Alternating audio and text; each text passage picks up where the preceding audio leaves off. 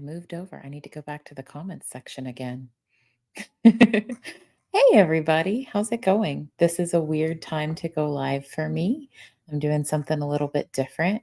I haven't been going live on Sundays lately, but I thought I'd give it a shot today.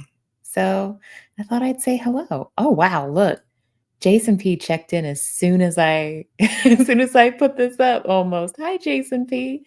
Thanks for being here. Thanks for being around. I appreciate you.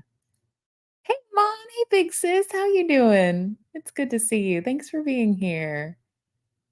And Jason P is back. Woohoo! He didn't just stop by at 6 p.m. So yeah, guys, as I was like getting ready, I put on the infomercial, the 30-minute money system. So I think I'm gonna be a gazillionaire here pretty soon. So everybody keep an eye out for that. I'm kidding, of course. I'm kidding. Jason P says, Kim, I always say to the clerk at Maverick, send me to Pueblo. Pueblo is where they send peeps who win more than $5,000, like Powerball tickets. Ah, that would be nice. Yes, indeed it would. What would I do if somebody just handed me 5,000 extra dollars?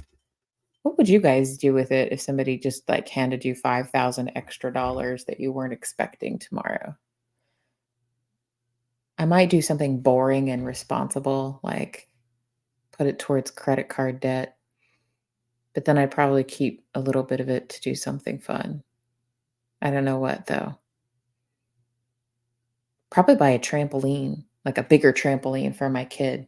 He has a small trampoline indoors and a kind of small one outdoors, but I think he needs a giant one. I think that would be a great investment. Hey, Warren is here. Hi, Warren Shull. How are you? Good to see you. If you buy so many tickets that you spend more than $5,000 before winning $5,000, does it still count? I guess it counts, but you've just earned back your money. Like, I guess it counts for the fun, like the entertainment value of it, but you haven't won additional money.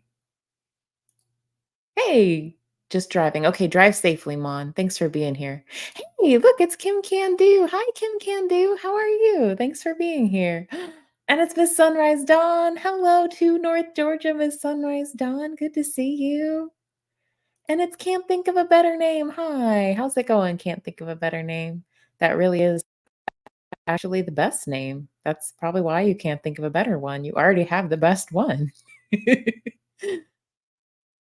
Oh, sorry to hear that, Kim Can Do. Mom is having a rough day and night, but I am here for now. I'm sorry to hear that. Ones in love for Kim Can Do's mom, who's having a rough day and night. Hey, it's Mitchell.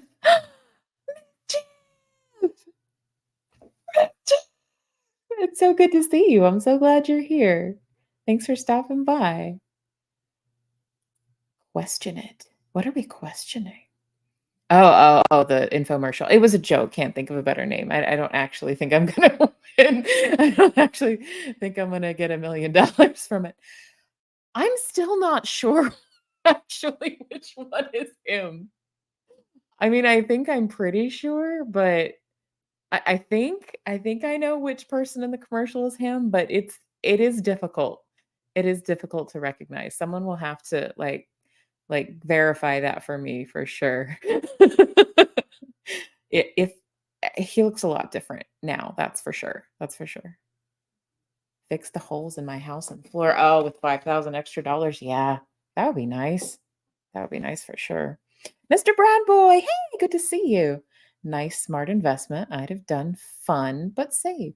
I was thinking about you yesterday, Mr. Brad Boy, because I was thinking about roller coasters and how I haven't been on a roller coaster since before my son was born, and he's 5. So I need to get to a roller coaster stat because I was talking to someone the other day about like healthy adrenaline spikes. Like I think humans are kind of, in a way, I think we're kind of evolved to like have some like adrenaline spikes here and there. Like we evolved that way to be able to run away from predators or whatever. But most of us, living in modern day don't have like, tigers chasing us or whatever. We don't have predators. So like we get bored otherwise. So I feel like roller coasters are one of those like healthy adrenaline spikes if you like them. And I used to love roller coasters and bungee jumping and all that stuff.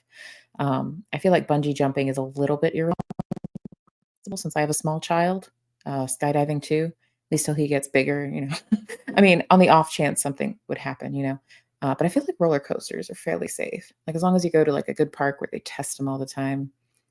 Yeah, yeah, I know you meant in the infomercial, Miss Sunrise Dawn. I don't. I had to squint. Like, is that him? Is that him? Like it was really difficult. It was really tricky. Try to save them, mostly stash up. Throw all that extra money in the big mattress. Yeah. Did anyone ever see Liar Liar with Jim Carrey when he worked at a bank and he was talking about the different accounts to Cameron Diaz and he said, "Or we could just take all your money and throw it in a big mattress back there." I always thought that was kind of fun. Look, it's Rick Spicer. Good to see you, Rick Spicer. Hey, Kristen, Jason, Mon, Warren, Kim, Don, Better, Mischief, Brad, Boy, if you want to save, don't be an inventor. Oh, man. I'm sorry, Rick Spicer. That's got to be rough until you find your one invention that like just takes off and everybody goes crazy for and you have the patent for it. I'm glad that you're stopping by to say hi, Mr. Brad Boy. Thanks for stopping in. I know it's late. I know I do these late. I do it after my kid falls asleep. Warren says, for your next car karaoke song, you should sing Shut Up and Drive. Ooh, ooh, the one that Rihanna did. Yeah, yeah, I'd love that. I'm down for that. My throat's kind of actually like my sinuses are a little upset right now, but if they get happier, I'll probably, so I'm kind of like trying to rest them a little bit, like my vocals anyway. But I'm going to try to do that one tomorrow on my way home from work. That would be fun, especially for car karaoke, right? Somebody saw that and they said, "Please don't use the phone and drive. It's not safe." And they do make a good point, I will say. But just so you guys know, when I did that, I do have like a car mount on the dashboard. So it's hands-free. I'm not touching it. I'm not fiddling with the phone. Like I set it up before I take off. Um, and then any kind of looking at it I do is only at red lights and it's like glancing, it's not like just like staring at the chat the whole time. I glance at it, which is why I wasn't interacting with the chat as much that day. Yeah. So, but it's fun. I mean, that's just what I do in the car. That's just what I do on my commute home. So basically, I just did the same thing I always do. I just put on the live. So I thought, and somebody said they wanted more lives. So I thought, well, that's a way I can do it. That's a way I can fit it into my schedule, right? Oh man. Mischief, I have to fix a hole in my ceiling left over from a skylight. Oh, see, I always thought skylights were really cool, but I guess if they leak or if something goes wrong with them, it's a pain in the butt. Like I never thought about that. I always thought they were so cool looking though. I always thought they were cool. Probably wouldn't be a good idea around here because it gets so hot in the summer. It's just a great way to like increase your AC electricity bill. So I live in the Dallas Fort Worth area. So nearest roller coasters for me are going to be like at Six Flags, I think probably is my best bet. Although I think they're building like a theme park nearish to where I live, like a little closer than that. But I think it's more going to be geared towards younger children. I know that my child will love roller coasters when he is old enough to ride them. I mean, actually, height-wise, he might be tall enough, but he's so slim. I worry that the bars that come down, I worry that it wouldn't actually hold him in because he's a little string bean. He's tall for a 5-year-old, but he's really skinny because he never stops moving except when he's asleep, except right now. It's the only time he stops moving. Hey, look, it's 7th. Hey, 7th son Steve. Good to see you. All right. Good night, Miss Sunrise Dawn. Take care. Thanks for stopping by. I appreciate you. Appreciate you so much. And congratulations on being cigarette free for as long as you have. That's tough. That's tough to quit. Watching a YouTube winter chill out 2024. You were in it? Oh, like with about the roller coasters? That's cool. Rick says, My goal is to create jobs. However, in my world, I get to use 4 to 5 things every day that only exist in my world. What? That's cool. What kinds of things only exist in your world, Rick? I'm curious. I'm very curious. Warren says, I've always been a string bean, except in infancy, and fidget and pace a lot too. My little guy was a string bean in infancy too. Like, he did have a brief period of time as an infant. Like, I think it was around 6 months old where he was kind of chubby. But like, as soon as he got to where he was crawling and then walking, all of his chub went away. That happened pretty quickly once he was able to move around more independently. Like, he put on a little weight once he, got enough milk in him, but then he lost it pretty quickly. Room raid from Carrie Ann. Yay! Thank you, Susan P. Sid, and thank you, Carrie Ann. I'm so sad. I haven't been to one of Carrie Ann's lives lately. They always tend to just go on at times where, like, I'm just like, I either don't see them until it's almost over, or I'm like driving. I'm like almost at work or something like that. Janelle H. Art. Hi, thank you for raiding from Hey Carrie Ann. I love a good raid. Thank you guys. And thank you, Hey Carrie Ann. That's the kindest thing. I love that. I love that so much. Janelle H. Art. I love that. Do you do art? That sounds fun. That sounds really fun. So I thought to myself today, like, I made the title of this live communication styles because that has come up a whole lot in my life, like the past, well, especially couple weeks, but I feel like it's come up more like in the past few days, a week. Like, first, it was like people telling me about their situations where they struggled to communicate with people. Then it was like people I know aren't communicating very clearly with me. And so I just thought it was a fun, interesting topic to visit. Rick says candies, bike shooters, furniture things, and a comedy complaining program. Comedy complaining program? What's that? Like, the comedy is the complaining or complaining about comedy? Because either one sounds kind of interesting. It sounds fun. Mindfulness art, Janelle H. That sounds awesome. I am going to so I'm on StreamYard. That is the interface that I use. And I like StreamYard. It's pretty cool. Like, even a Kristen Melinda can use it, so it's pretty good. But the only thing is, like, I can't or if I can, I haven't figured out how to share links easily from it as the creator. So, I'm going to go in. So I have to go in on my phone on the YouTube uh interface to do that. And it's kind of tricky.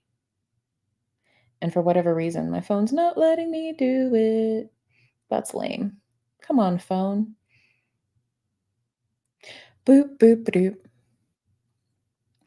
Communication, in my opinion, says Jason P, is the single most important variable in any relationship. Heck yes.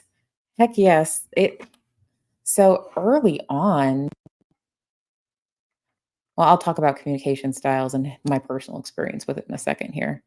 I wanted to say hi to the room raiders. Hey, sweet Liberty, good to see you. No Face! I love your name, No Face. That just makes me happy. I don't know why, it just does. I'm here because Carrie Ann told me that I should be. Prove it. Well, I'm glad you're here, whether you decide you should be or not.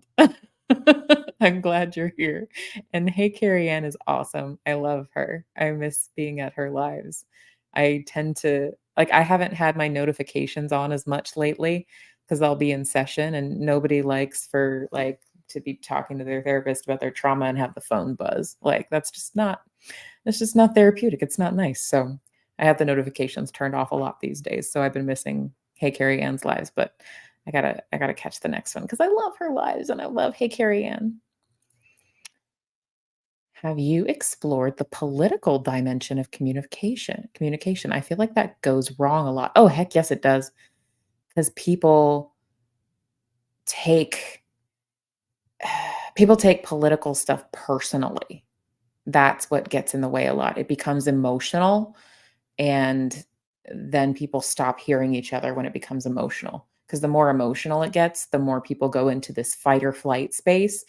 And then even though they may have started from an intellectual space and they're like talking about something very logically, they go into the space of like, from a physical perspective, feeling like they have to defend themselves. And as soon as your nervous system goes into that fight or fight place, you're probably not able to process actual information from somebody as well. So that's something cool to bring up too. Thank you, Mon. I'm glad you're home, Mon. Thank you for letting us know you got home safely. Getting pushed by push notifications isn't very healthy for us. I don't regret disabling those. That is a good point, Janelle H. Art. I used to have push notifications on for a lot of things when I worked from home for my corporate job. Um, and I didn't realize how much it was affecting my attention span. It was like I would start working from something and then I go ping ping. Oh, what's that? What's that? Ping ping. What's that? And it would like I didn't realize how the effect that shifting my attention from thing to thing had on my overall productivity and well-being. It is pretty yeah, it's nice to just like shut everything off from time to time or at least like minimize it to one source of notification so that you're not getting pinged on the computer and pinged on the phone and like someone's knocking on the door to deliver something and the dog's barking. It's not super fun. So it does. Yes, this is about the political communication. When it gets personal, when people start taking it personally and it gets emotional, the amygdala goes on and the prefrontal cortex goes off. The prefrontal cortex being that happy part of your brain that's in charge of things like thinking ahead, planning, considering the consequences of your actions. That's all prefrontal cortex stuff. I'm gonna get out my nerdy brain mug. So this is like the front. Like imagine this is the front of a person's head. That yellow part is the prefrontal cortex. So it's this part right here. And it's actually mostly not done developing in most people. They think until you're about 25, which is why 18-year-olds and people in their early 20s still do a lot of really stupid stuff. It's because the part of their brain that's in charge of planning and considering consequences is not fully developed yet. Which also calls into question, is it really a good idea to draft those people or is it designed that way? I don't know. I don't know. All right, No Face. No Face says, I'm unfamiliar with you. Throw us a rundown, maybe. I'd love to. My name is Kristen Melinda, and on my channel, I do a variety of things. My lives typically don't have much of a topic. I typically like to just hang out and talk with you guys in the chat and talk about what you guys want to talk about. Sometimes I'll come in with a loose topic. But I let it go where it goes as long as everybody is kind and respectful. I also, as a hobby, I like to do karaoke videos. That's something that's fun for me. And I also like to talk about books and mental health. My background is while this channel is not for medical or professional advice, it's not a substitute for that.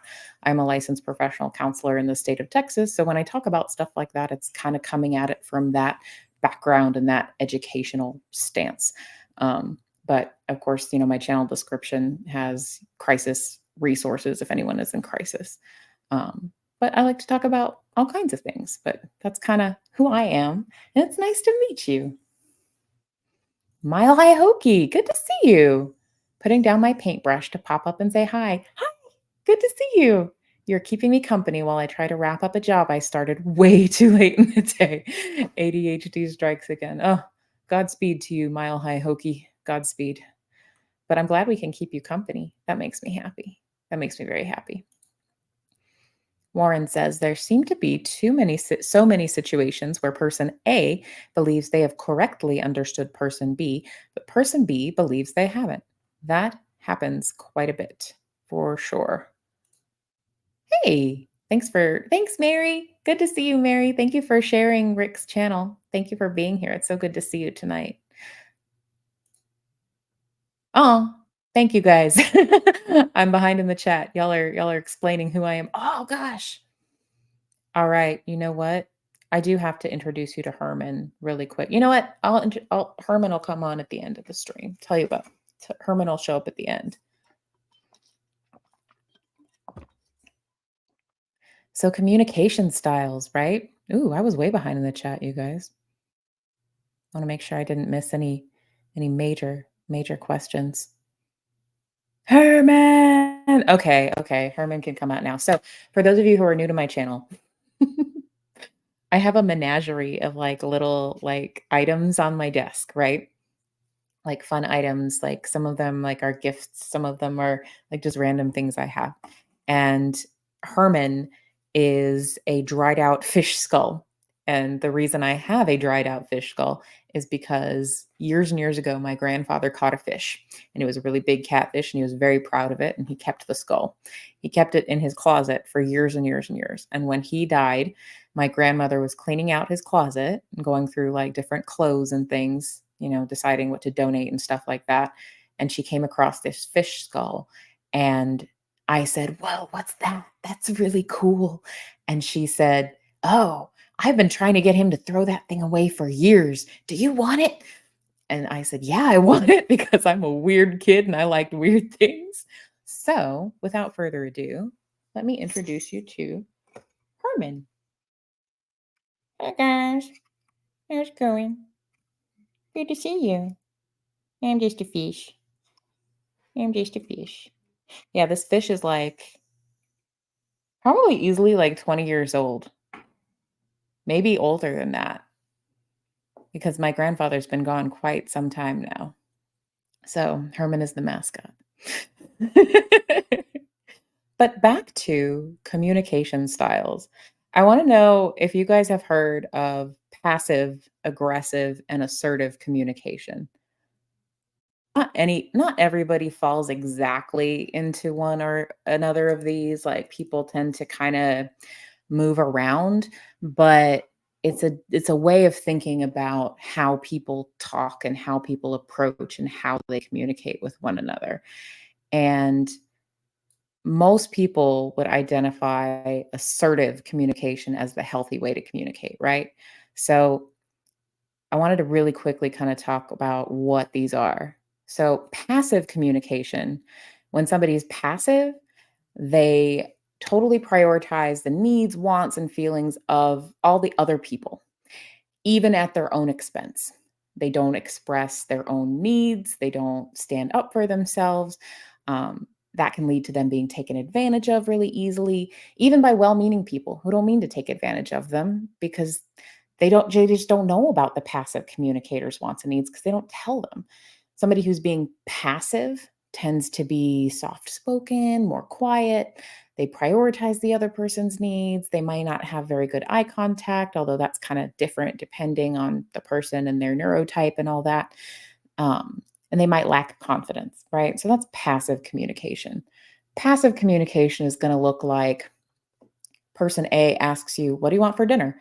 Person B, the passive communicator, says, "Oh, I don't really care, whatever you want." So that's passive communication, right? Aggressive communication is going to be a person expressing only their own needs, only their own wants, only their own feelings matter. Um, it might even go so far as to bully the other person and ignore the other person's needs. So, someone who's communicating aggressively is going to be easily frustrated. They're going to possibly speak in a really loud or overbearing kind of way. They're going to interrupt a lot, unwilling to compromise. They might use criticism, humiliation, or domination. Um, they might not listen. They might be disrespectful towards others as well. So, aggressive communication is going to look like person A asks, "What do you want for dinner?" Person B, the aggressive communicator, says, "I told you I wanted fish. Didn't you hear that?" So, that's aggressive communicating, right? Assertive communication is our happy medium. It's our happy middle ground where people actually seem to kind of understand each other, right? Assertive communication is going to emphasize both people's needs, right? So during assertive communication, the person's going to stand up for their own needs and wants and feelings, but they're also going to listen to and respect the needs of the other person. Assertive communication is generally defined by confidence, but also with a willing to compromise at the same time. So, someone who's assertive is going to, They're going to listen without interrupting, but they're also going to clearly state their own wants and needs.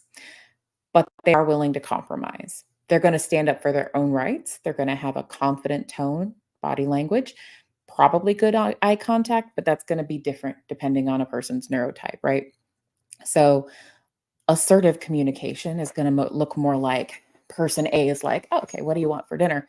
Person B, the assertive communicator, is going to be like, oh, well, I'd really like fish, but what would you like? If you want, we can do, I don't know, sushi. I guess that's still fish, but you get the idea. Um, so the reason and then of course there's some more complexities in there too, right? So those are general categories. But I think probably most of us has heard of passive aggressive communication, right? This is where a person says one thing but means another, and they find a way to kind of do it in like an underhanded way.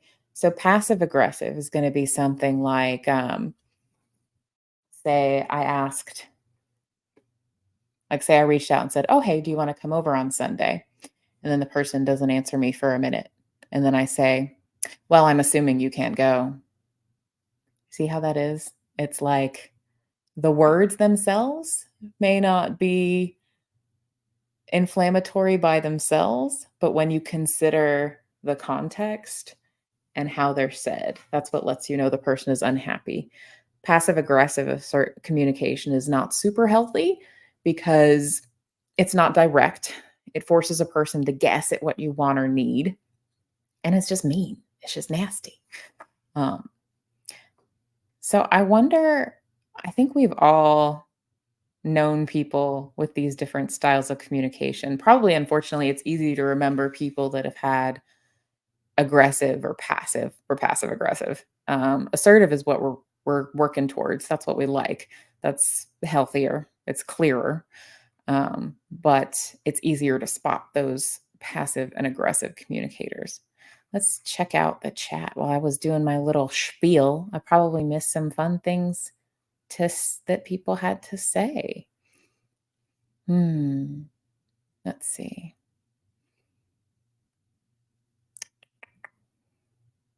I'm looking. Brain development and decision making could easily be swayed a lot by environment. No, Warren, I think you're absolutely right about that. It totally could.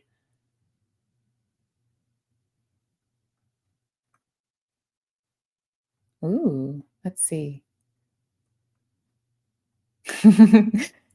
This is our friend Crafty Witch, who happens to be our mod Jason P's lovely wife, and she makes really cool stuff, by the way. Um, One example is this cool little Oogie Boogie guy she made me. She makes all kinds of cool stuff like that. So check her out if you haven't already. And then my dear friend, Blessed to Crochet Mary, makes a lot of cool stuff too, by the way.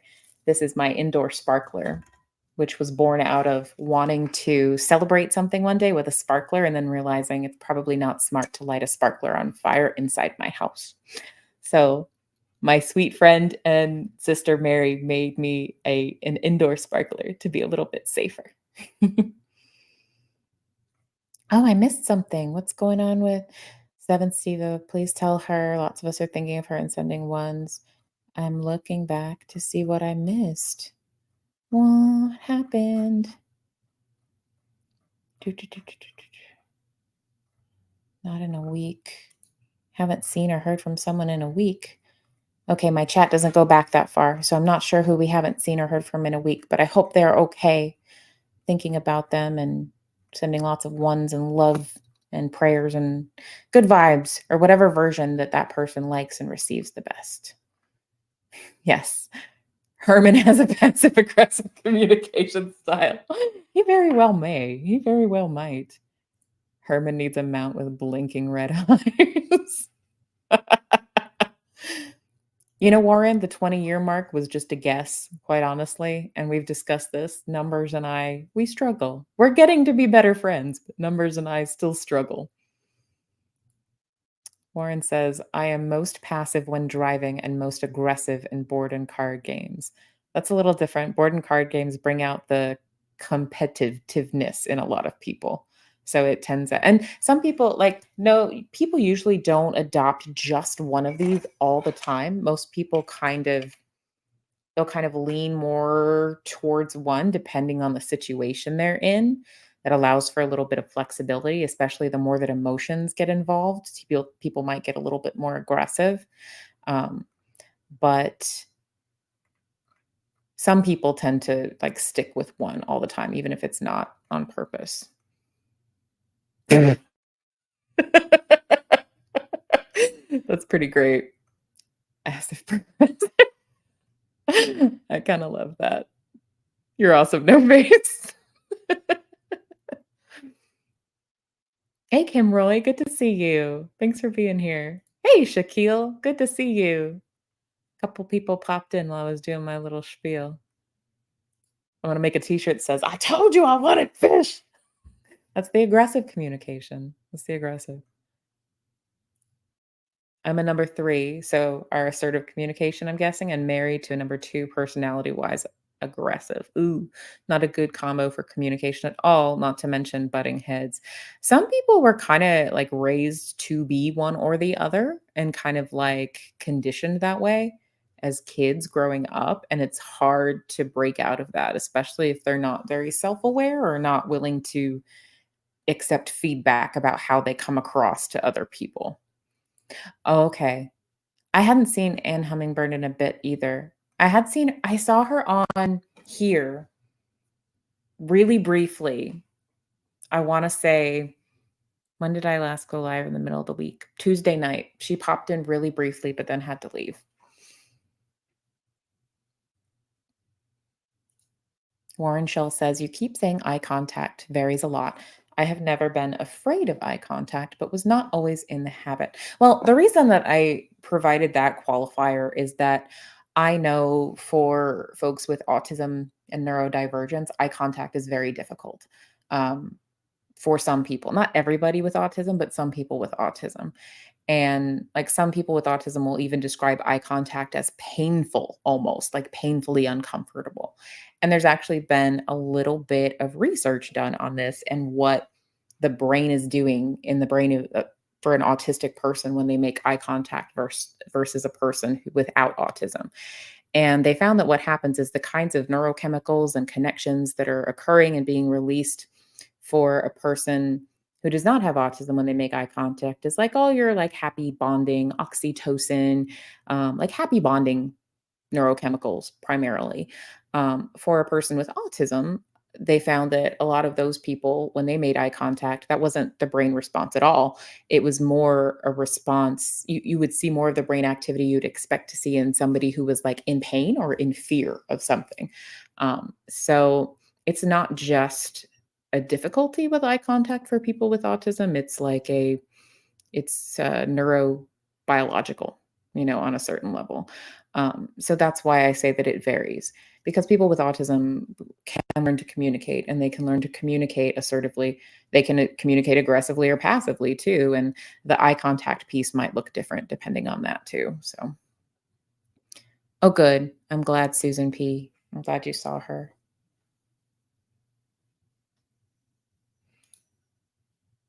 So my son's relationship with eye contact, Corin, he doesn't act like it bothers him particularly. The part that seems to bother him the most is holding still long enough to make eye contact. Um, like, I think that's the worst part for him. Like, he doesn't seem to, like, absolutely hate eye contact, but he doesn't like holding still long enough for it to happen. So oh, thanks, 7th. I appreciate you reaching out to her.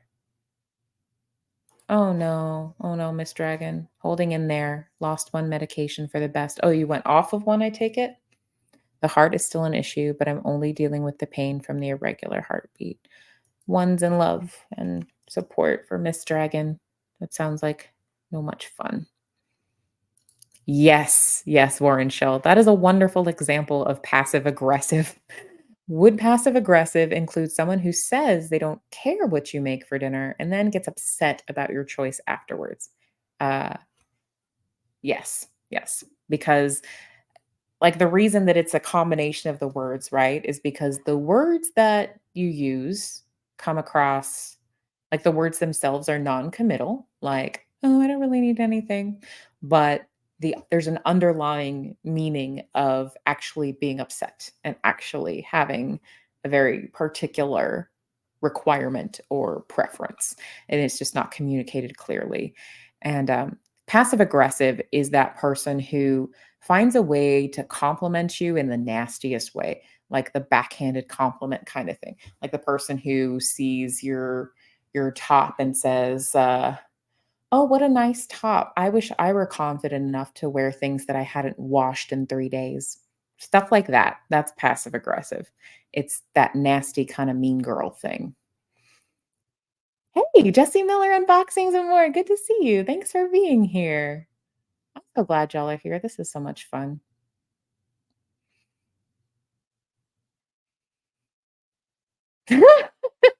No face. Two random dots walked into a bar. They never connected.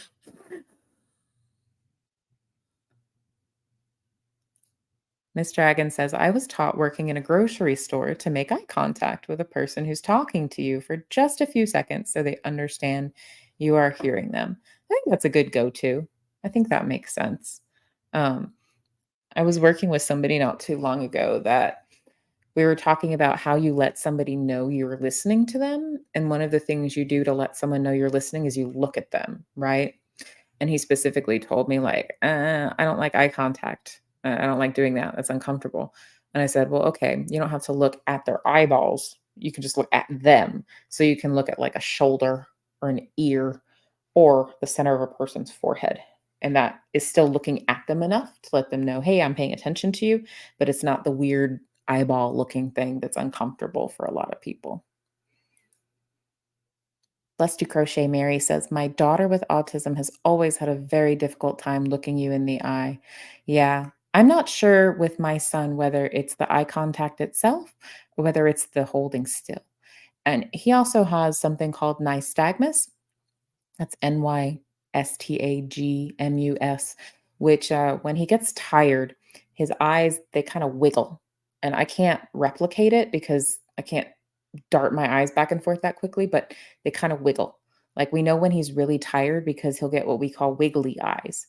So that affects his ability to make eye contact as well.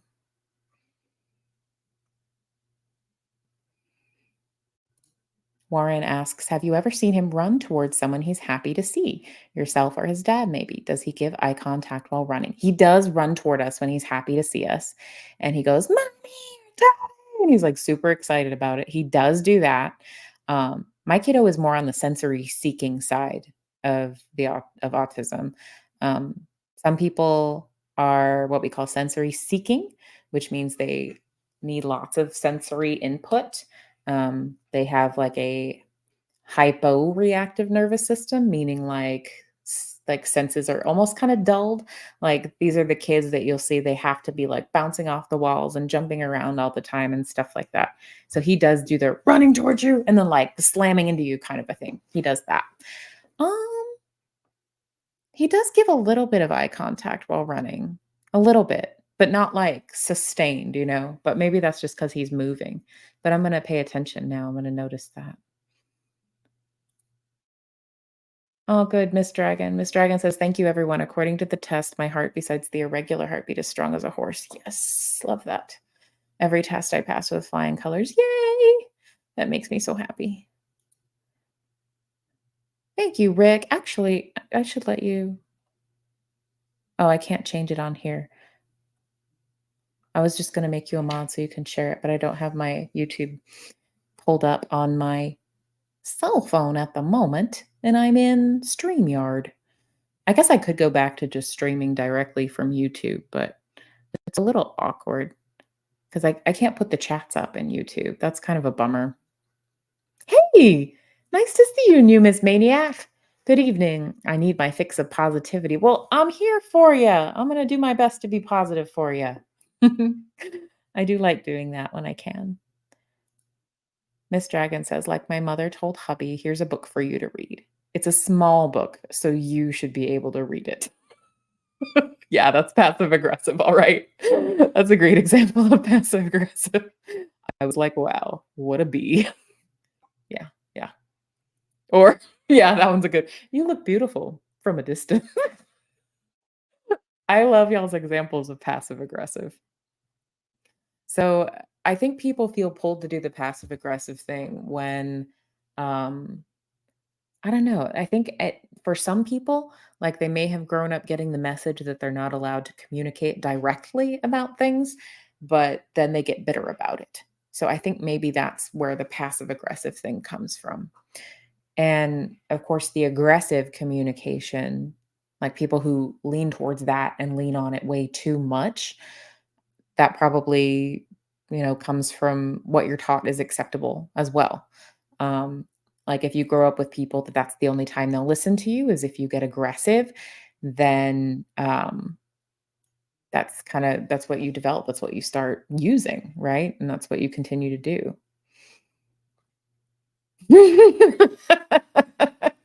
You seem so smart until you spoke. You've got a lot of good ones. These are good. Seventh. Seventh always has good dad jokes and sayings and stuff. Humus Maniac says, I once had to deal with a lady who was as ugly inside as she was outside. Ugh. She was absolutely horrible. I had to make a decision. I could either say, you have a face that would stop a clock, or when I look at you, time stands still.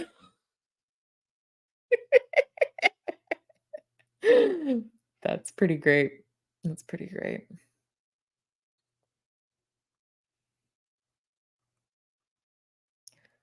Well, I used the latter and she never left me alone. Oh no, because that sounded like you were coming on to her. I didn't know this, Jesse Miller. Nystagmus also happens in certain types of vertigo. That's interesting, but I'm sorry your son gets it. Thanks, Jesse Miller. So we didn't think much of it until when he first started speech therapy. And then his speech therapist pointed it out. And they recommended following up with his primary care physician, who recommended going to a neurologist. And the neurologist did an MRI of my tiny human that hates to sit still. That was interesting. And then they basically said, yeah, like it just happens when the muscles in his eyes get tired from, like basically when he's getting tired. So they don't do it 24/7 or all the time. They tend to do it when he's tired. So they didn't have any recommendations. They said it's not bad enough for surgery or anything like that.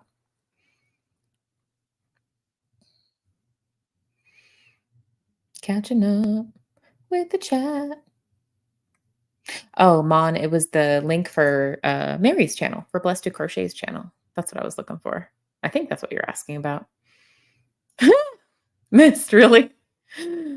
I was the kid on the report card. Nice girl. Talks too much. So growing up, most of the time, my go to style was passive. Like, to the max, like unhealthfully so. I was a passive communicator. I was always gonna like do what the other person wanted and like, no, no, it's fine, like whatever you want, like all of that to keep the peace. I was the middle kid between two boys, so maybe that had something to do with it. I don't know. And I just assumed I was always this way. And as a kid, like as a small child, like in elementary school, up until about sixth grade, I was really quiet, like really, really quiet. And I assumed I was always this way until not too long ago. I was going through some old stuff at my parents' house, and my mom had like an old report card of mine from like kindergarten or preschool, like really early. And one of the first like marks I got was, oh, she's talking to her classmates too much. And I thought, what? There was a time when that was the feedback I got. So I must have taken that feedback and just like run with it. Like, "Oh, I talk too much. I'm gonna stop doing that." Like, I took it too far, I think. I did eventually find my speaking voice again in 4th grade and then again in, like, middle school, like, 7th grade. In 4th grade, I had a teacher who encouraged me a lot to project more and be louder when I read out loud in class. And he just kept, going back on, "You have a beautiful voice, keep reading. You have a beautiful voice, read louder." And he was just really encouraging, right? And then in 7th grade, I had something similar with, a theater arts teacher who was very encouraging, although That's a whole nother story, wasn't entirely a good thing, but very encouraging, and I sort of found my talking voice a little bit more. Although I stayed very passive in terms of my interactions with other people way longer than I should have. Oh my gosh, Mon, really? That's awful. Mon says, "My mother told me all the time growing up and still today, 'You're so pretty. Pity you're so fat.'" That's ridiculous, Mon. I mean, I think you're a beautiful human being. I mean, I don't think I mean, I haven't met you in person, but I think you're beautiful, and I think that's a really terrible thing to say, and I'm sorry you have to hear that, and that's awful. I'm so sorry. By the way, we tried the Tim Tams, the chocolate biscuits you sent today. They were delicious. They were amazing. And my little boy loves the koala books too. He loves them. Thank you so much. Oh, good, new Miss Maniac. New Miss Maniac says, very good, thanks. I had a really great day with my grandson today. I got down to play with him and I couldn't get up. Oh no. Being down on the floor, that's tough. How old is your grandson? He's little. Is he little enough to still be crawling around on the floor? I don't know. I I used to work with children as young as 4, so sometimes I would spend entire, like, therapy sessions, like, sitting on the floor with kids. Um, I had one kid one time who, uh, he was one of the kids I love that can't sit still. He thought it would be funny to run out of my office and run down the hallway, and so I took off after him, and then he came back and he ran back to my office and then he locked the door. He locked me out of my office. So I had to go to the front desk and ask them to get their master key to let me back in. And from that day forward, I carried my office key on a lanyard around my neck with my ID. Never again. He was a fun kid, though. I loved him. He was great. I learned. I'm glad you got to see your grandson too, new Miss Mania. In a month or so, they'll be moved in with me. Oh, I'll be helping my son and daughter-in-law out so they can get their home. That's so cool, new Miss Maniac. I'm glad that you're able to do that for them. That's really cool. Oh my gosh, really, miss? That's terrible. Mon, I had my mother and my great great aunt look at me and tell each other in Spanish that I was a fat little girl at 30. I immediately left. That's awful, Miss Dragon. I'm glad you left. That's ridiculous. There's like a generation where a lot of I feel like I mean, boys too, to a certain degree, but I can speak more to being a girl, right? Because that's how I grew up, but I feel like a lot of little girls, like, got their heads messed with in terms of, like, body image and body size and stuff like that. It's pretty ridiculous. Oh, really? So Rick Spicer says, "My buddy Billy had the eye wiggle all the time, the nystagmus too." Yeah. Warren says, "Don't we all get rapid eye movement when we're asleep? Maybe nystagmus is some kind of precursor to this." That's an interesting theory. That's an interesting theory. I think the difference is like nystagmus is like, I mean, I guess both are involuntary, uh, but nystagmus is when you're awake, and so it kind of like it makes things a little blurry for when it's happening because your eyes aren't focusing, right? Which isn't so much a problem when you're sleeping because you don't really need to focus your eyesight when you're sleeping. I agree. Jason P says it well. Mon, well, I think you're amazing. Much love. I agree. Absolutely. Absolutely. That's a good question, Warren. Warren says, I wonder how sleep and dreams compare in autistic people. That's something I haven't researched or looked into. I do have some friends who are adults who have autism. I could ask them what their experience is like. That would be interesting. 7 says, I was always sensitive child, massively underachieving. Sometimes, like, the sensitivity part makes it harder to keep up with certain things in school, I think. Like, the school environment is pretty overwhelming sometimes from a sensory perspective, you know? Hey, Charlie Mullins. I believe this is the first time I've seen you pop up in my chat, and I'm so glad you're here. Thanks for being here, dropping by to say hello. Much love to you all. Much love to you too, Charlie Mullins. Thank you for being here. That's awesome. I love when I have people dropping in my chat I haven't seen here before. That's always super fun. Oh, dang. Miss Dragon, I'm so sorry. Sweet Liberty, it took a toll for a while. I battled with anorexia and bulimia, but once I hit 40, I had no shit to give. Heck yes. No shit to give. I love that. Observe the field in which my fucks are grown and see that it is barren. Sorry for the language, guys, but it's after 11 p.m., so I feel like, but the kids should be in bed, right? We're all adults here, or we should be. Oh, wow. It would take them 25 years to get the down payment for home. Oh gosh. Yeah. We we bought our house 10 years ago, a little over 10 years ago, and I was very nervous to do it. We were in an apartment at the time.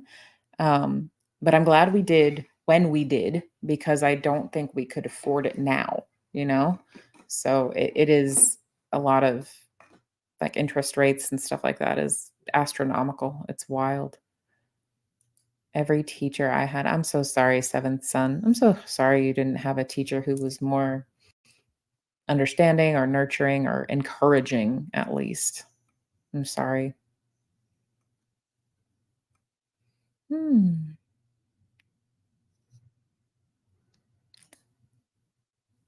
I had some teachers puzzled that I was so quiet, even though all the incentives point toward being quiet in school. Exactly, Warren, right?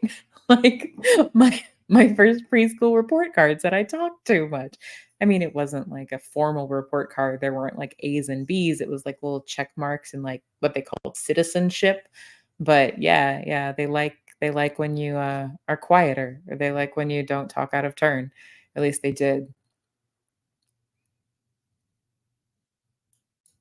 Miss Dragon says, Sweet Liberty, I made a couple videos stressing the point that we need to teach the youth the attitude of not caring what others think. I think that could be helpful, you know? Like anything, you could go too far with it one way or the other. But I was actually talking about this with my dad today that a lot of social media kind of like just the world we live in today with all of the social media and the ability to take pictures easily of yourself it kind of encourages like more narcissistic behavior, I think, than was in the past. I mean, kids in general are gonna be a little bit self-centered just as a result of where they are developmentally, you know? They're still growing all those parts of their brain. They're still learning that they're not the center of the universe. So they're naturally a little bit self-centered. Kids are in general, but I feel like the selfie culture and all of that, I feel like it encourages it more rather than like bringing it to a realistic level. And you get this culture of, oh, I should never be inconvenienced and I should never have to deal with any kind of discomfort at all. And I shouldn't have to wait in the line. I mean, not everybody's like that, obviously, but I kind of feel like there's a little more of that than there used to be. For real? Sweet Liberty says, a bunch of teachers told Lucille Ball that she wasn't funny. What? I freaking I love Lucy. I love her. She was one of my favorites, like even as a little kid. Please don't take what people used to say at heart. We love you here and we appreciate your great humor. Absolutely. Seventh Son, you always make me smile. Every time you pop up in this chat or the lifeboat or wherever I see you, I love seeing you. You're awesome, Seventh Son. What? What's none? I missed something. No, there's none left, is there? Oh. The Tim Tams, those are delicious. Those are really good. And we did have them with coffee. That was a good move. Which book does he really like? So I can tell Elle, my auntie, she'll be excited. The first night when I first introduced them, he liked the one with the little like sensory textures to touch. He liked those more. But then last night, he was really into the little koala with the little koala, finger puppet in it too. So he'll, like, fixate on one and then fixate on the other. So I don't know that there's one in particular that he likes more than the other, but he loves them both a lot. Oh, Numus Maniac. I'm sorry to hear this. I had an abusive father. My mother used to take a lot of beatings for us. Because of that, I was quite disruptive at school and was frequently sent to the principal's office for the strap. I'm so sorry, Numus Maniac. I wish that someone had taken the time to talk to you or ask you about what was going on, you know? Um, I think a lot of the time with children, especially the younger they are, in a lot of ways, their behavior is feedback about their environment, right? Like if a kid is acting up something in a big way, anyway, if they're acting up in a big way, it means something in their environment is not right, you know? Um, for my kid, it has to do a lot with his nervous system makeup, right? Like he has to be constantly moving to feel okay, to regulate his nervous system. And I think what you described happens a lot more than people realize, and certainly more than people realized, you know, some years ago too. I'm so sorry that you had to go through that. And I'm so sorry that nobody took the time to ask you what was going on with you. That would have been a lot more helpful, I think, for you. But I'm glad you are here and I'm glad you became the positive person that you are despite that.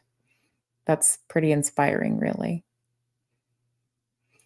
Yeah, that's true, sweet liberty. People don't realize how their words can be so very painful when we are young. Yeah, that stuff sticks in your head. And the way that I have heard it said before is the kinds of things that we hear over and over and over and over when we're kids tends to become our internal monologue, right? Tends to become our self-talk. So if you are fortunate and you had somebody telling you positive things, realistic things too, but positive things about yourself, then eventually that becomes our internal monologue, what we tell ourselves. And if you had someone saying nasty things to you all the time, then that can become what pops into our head too. So um, when people have those automatic negative thoughts and they're really nasty, one thing I kind of like to encourage them to think about is like, is that you? Who taught you to think that way? Who taught you that was what you are, you know? Oh, good. Seventh Son says, Anne Hummingbird says, thanks for the ones she asked me to pass on. She's feeling very poorly and is just resting. Thank you for talking to her. Thank you for checking in, Seventh. I'm glad that she's okay. Well, I know she's feeling poorly, but I'm glad to hear from her. Lots of ones and loves for our Anne Hummingbird. I hope she gets some good rest. Oh, good. You Miss Maniac says, my principal, I'm going to drop his name because he's my hero, Mr. Taylor. Thank you, Mr. Taylor. Knew what was going on at home. We would sit down and play chess and he would talk to me. I love that man. That's wonderful. I am so glad for Mr. Taylor. I'm so glad. Like people like that who work in schools, like I don't know if they always realize it. They can make a huge difference in kids' lives. They really do.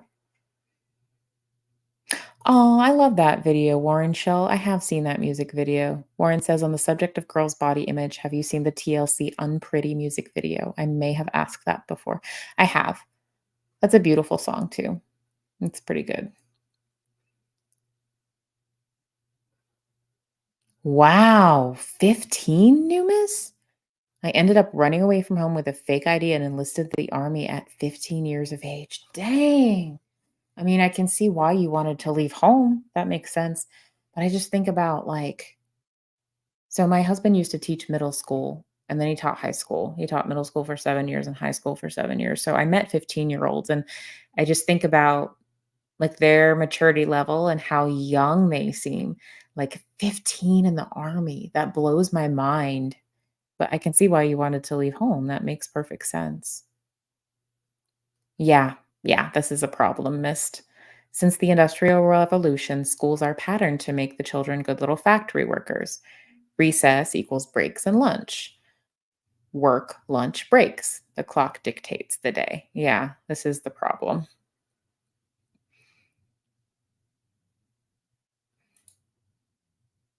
Little behind. Yeah, I was behind in the chat too. I need to get caught up.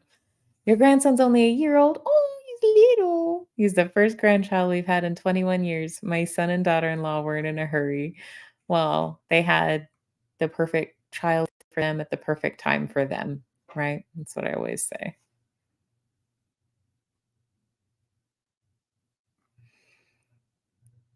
Mom says I wake having ants all the time, but gradually disappearing now. Ants being automatic negative thoughts. I'm glad that they're starting to disappear, Mon. I know that takes a lot of work and a lot of undoing and unraveling of all the stuff that got put into our head early on that wasn't always the most positive stuff. And it takes a lot of reprogramming of ourselves. Like that's where the writing and stuff comes in. Like y'all who I know from the lifeboat know that, journaling is the big thing with Admiral Tommy, but that's legit. It's legit. Like you have to like if you have a certain like pattern of thinking that's worn into your brain from years and years and years, you have to do something to undo that and replace it. And just saying it to yourself, just thinking doesn't have the same punch as doing something like writing it as well. Um, People that I work with that write, that are willing to do writing type exercises between sessions they make so much more progress so much more quickly. And I always like try to drive home like it doesn't have to be beautiful. You don't have to share it with me. You can rip it up when you're done. It's just the act of doing it sometimes that's helpful. So that's legit. Um, but I still got people that are like, I'm not going to do that. So we do what we can, but you know, I did tell somebody the other day that they could, if they just can't get into the writing thing, they can do voice memos, like something. Because I know there's all kinds of reasons why people might not be able to write. And so I want to be respectful of that. Really? I didn't know that, Mist. Prior school was 2 to 3 hours a day, and that's all it was. If you step back and see how much wasted time in school, you can see, oh yeah, yeah. Like there are a lot of kids that they get in trouble at school because they're bored. Like because they can get through the worksheets or whatever, like in 2 or 3 times the speed. And that causes a lot of behavior issues if kids get bored too. The underachievement is because the beginning of the school year, they read you the questions to the uniform testing. Later on the year, when I had to read myself, I didn't do well. Oh, I see. Okay, seventh.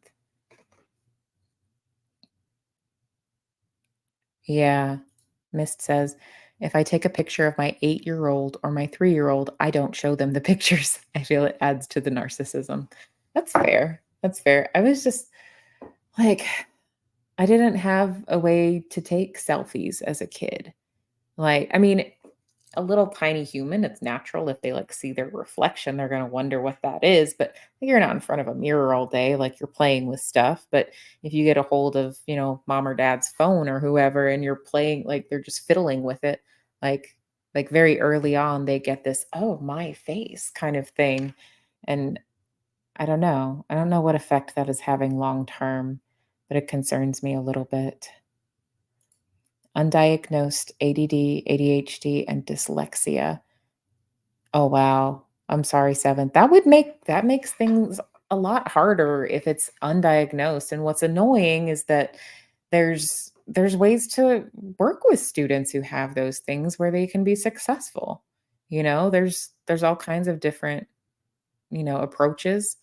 Um, a friend of mine, like a close friend of mine had dyslexia, and she wasn't diagnosed until she was, like, later in high school because she was really, really smart and she figured out ways to like work around it, but her homework took her like 3 times longer than it should.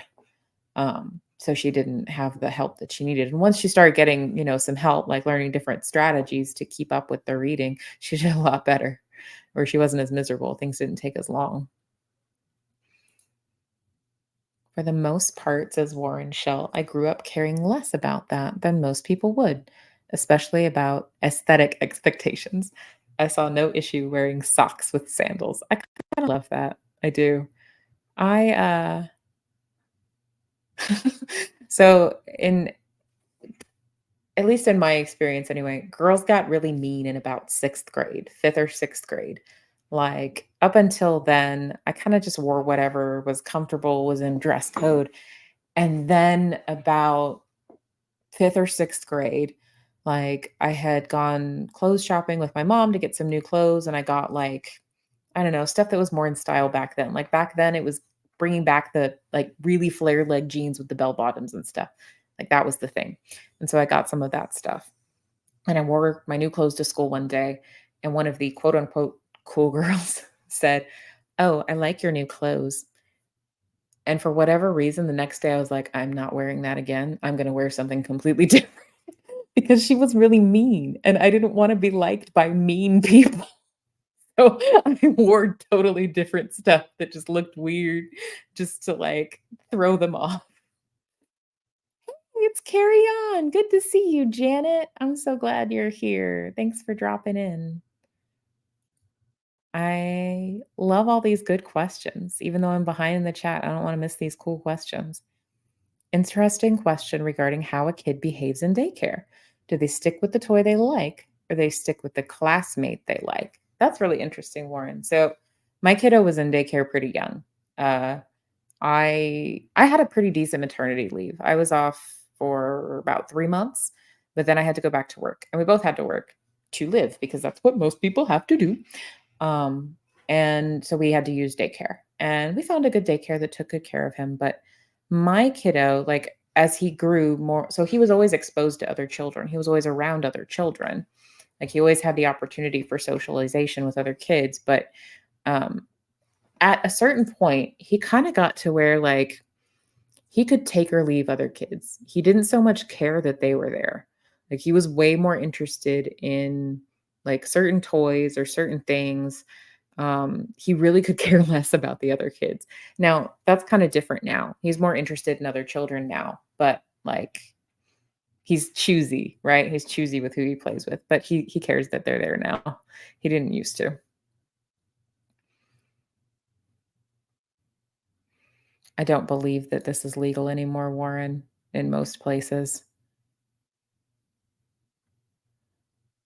Oh, yeah, those Barbie dolls are really, really unrealistic for sure. They have, like, the teeniest little waists and, like, huge everything else.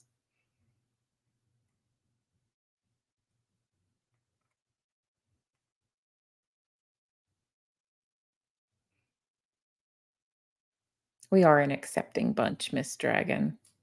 I'm glad that yeah, I'm glad I can be part of that.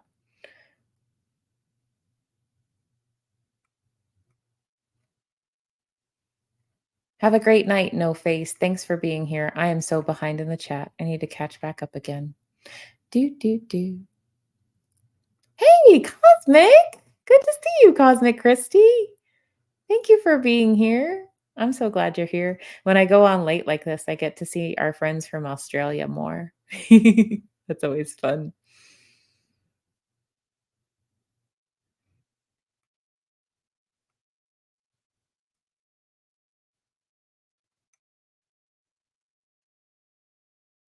Cosmic says, I was a gifted child who was easily distracted. Yeah, that makes sense. If the work itself is not difficult for you, it's it's harder to hold your attention, right? Oh, I'm sorry. Yeah, that's cruel, Mary. Took a long time to get over the word cow use when I was in school. Bullies can be so cruel. They absolutely can. Kids can be mean to each other.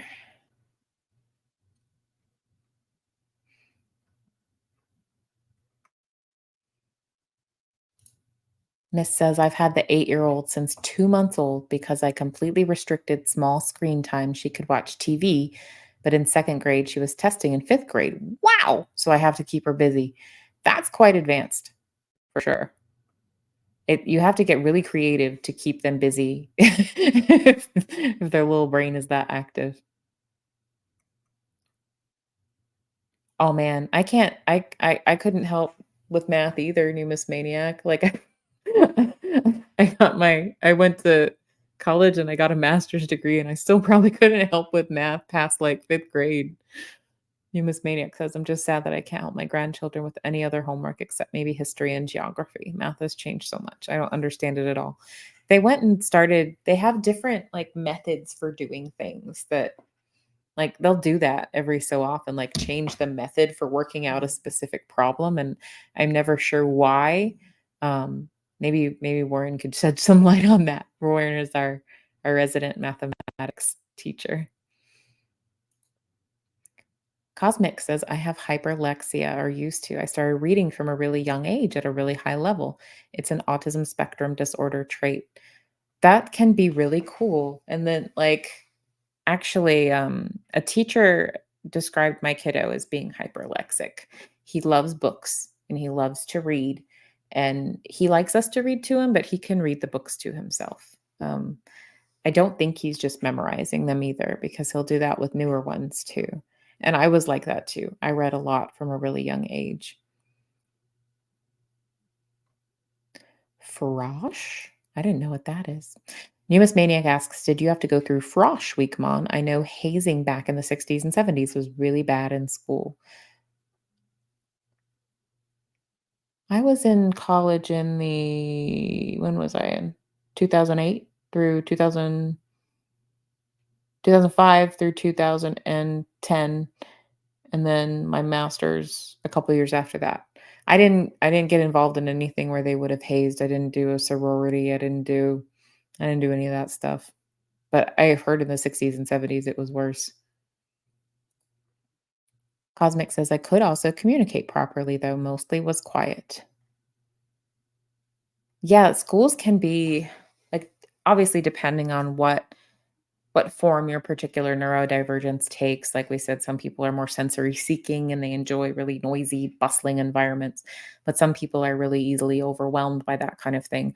But just, the environment of a school with like lots of kids in a room and it's like, small and it's like really, really noisy, that can be really overwhelming for our neurodivergent kiddos. Um, because the way that I've heard it, explained is that folks with autism don't always have the same ability to filter out background noise and other sensory input, so it can be overwhelming. It can be too much all at once. Um, and that's why taking an autistic 5-year-old to Chuck E. Cheese with everything at full volume is like a nightmare. It's like sensory overload for him and he's like melting down. But more places now do what's called like sensory friendly times. Like Chuck E. Cheese does one like where they'll do like lower lights, the volume on the machines is lower. There's some movie theaters that do sensory friendly movies where the volume is a little lower. They don't turn the lights down all the way and they're way more tolerant of kids like getting up and moving around and like dancing in the aisles and stuff too. So things are getting a little bit more adaptive, I think. Oh, that sucks. That's mean, Mon. I'm in Australia, no hazing, inviting me to parties that didn't exist, unfortunately. People invited you a party. That's awful.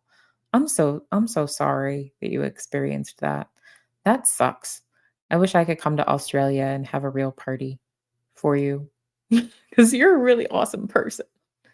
All right, Miss Dragon, I have got to follow suit as well because I've got to get up to commute to work in the morning. Miss Dragon says I have to sleep daycare kids at 7:30. Wee! God bless you for taking care of those daycare kiddos. I'm going to catch up in the chat a little here and then I'm going to follow your good example and be responsible with you. Warren says, I've often cared more about what activity I'm doing than who else is involved, especially as a kid when finding people to play games with was harder. That can be common. Like I know some people that they bond more over like doing certain things together, like watching the same movies, playing the same games, that kind of thing. And then I know people who it doesn't really matter what they're doing, they bond just spending time together. And like they can just like sit and like talk and drink coffee for hours and hours and hours.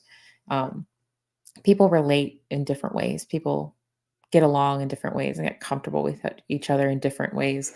Um, it's funny, one thing that they'll say that so little kids, like little tiny kids, like, 1-year old, I think, they do what's called parallel play, where they don't necessarily interact with each other, but they'll each sort of do their own thing alongside one another. And developmentally, gradually, they get more into being interested in each other and interacting with each other. Well, kiddos with autism don't necessarily get into that as quickly, or sometimes not at all. They don't get as interested in the other kid next to them. For my kiddo, he did later. It was just later than some of his peers did. But what's fun is sometimes adults, whether autistic or not, they'll do the parallel play thing too. And what I mean by that is like, for example, you're just sharing space with each other and you're in the same space, but you're each doing your own thing, but you're kind of like enjoying that time together anyway. Um, like my husband will read something and then I'll be reading something else in the same room. It's basically the adult version of parallel play, right? So I think that's kind of fun.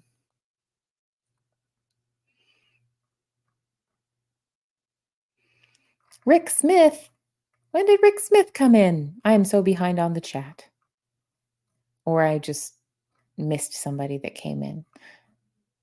If I have missed something or saying hi to somebody, then I apologize. It was certainly not on purpose. Good night, Kim Roy. Take care. Have a good sleep.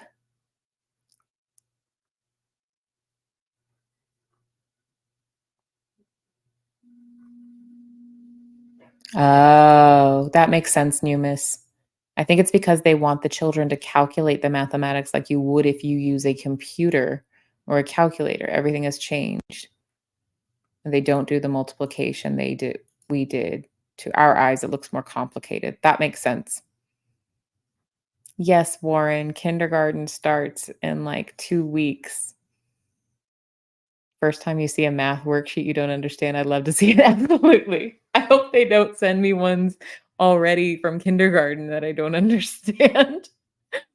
That would be that would be embarrassing. But I wouldn't put it, I wouldn't say it's impossible. Absolutely, absolutely. But as soon as he starts bringing home math homework, hold on just a second, son. I'm gonna reach out to our friend Warren. Heck yes. Chuck E. Cheese is sensory overload. He enjoyed it like the first 10 minutes, but then he got overwhelmed really fast. And then he had like a big old meltdown. But then he fell asleep in the car on the way home. So that was nice and peaceful. So,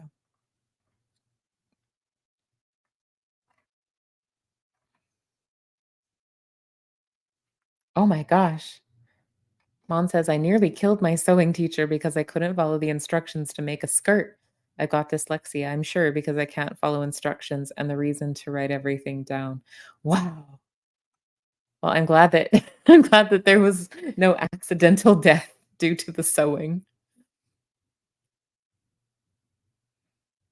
Wow, that's big. Our school had 1,700 cadets. If you refused to go on parade, you were put in detention. Dang.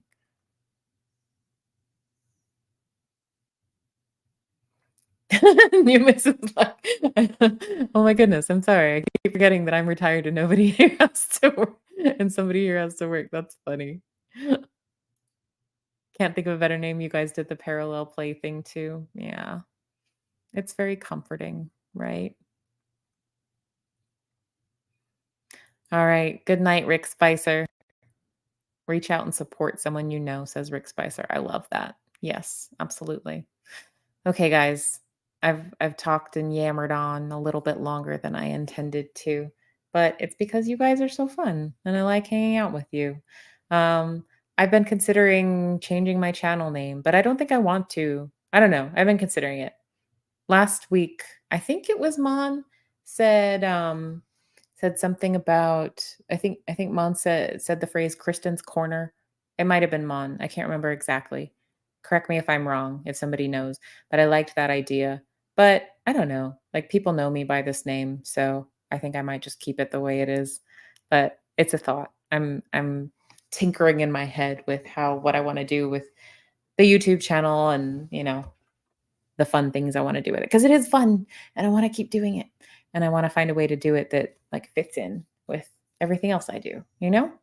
So, thank you guys for being a part of it. Thank you for being here. I love hanging out with y'all. I love being able to make a safe space for us to hang out and just chill. Y'all have a wonderful, wonderful evening or morning if it is morning where you are, or day if it is day where you are. If you are on the replay crew, I know there are some of you because sometimes like a day or two goes by and I look at a video and it has way more views than it had when I started. So I know there's got to be some of you. Thank you for being here. Y'all are awesome. Y'all are all awesome.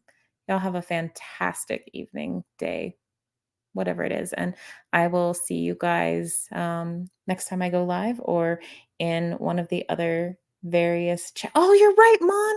I didn't do the future pictures. That's what we're going to follow up with. We got to follow up with future pictures. That's what we're gonna. Oh, and a mocha. So my phone sound wasn't turned on. That was the problem, you guys. So Mon sent me pictures from the future in Australia because it's already tomorrow afternoon there. And it's this beautiful blue sky with these fluffy clouds, and I love it so, so much. Thank you for the reminder, Mon. I always love the future photos. Oh, and Mary sent me a mocha fix. This is her puppy dog Mocha. Oh, so sweet. I'm gonna go do what Mocha's doing. I'm gonna go cuddle into the blankets and go to sleep. Y'all have a wonderful night. Thank you. Take care. See y'all soon. Bye bye.